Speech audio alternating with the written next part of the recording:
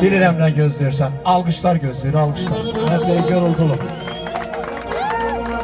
Lalın dilin anası bilər. Üzümə baxanda bilirəm, demək lazımdır.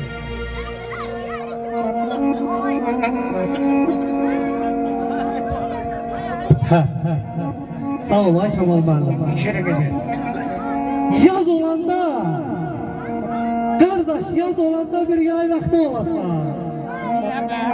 Qarın ay Kemal müəllim. Yağış yağa, çay gələr. Mənə qalama hava yeri, özür dəsin. Çək otunu, gül qarşığı dərəsən. Çef çəkməyə, yar yoldaşın tən gələr. Dolçanılmaz bulaqların kuzunu, yedizdirər sana əmlik kuzunu. Ay kəm eyləmə ay balaqlar, bazatların kuzunu. Baxan varmı heç qaşığa sən yenə. Hər tərəfdən gül ətri qoxuyan, qarmon görən göz gedərmi yuxuya. Xanəndəmiz həzin oxuyan. Bəlkə dostlar dirsəklərə dincələ qardaş.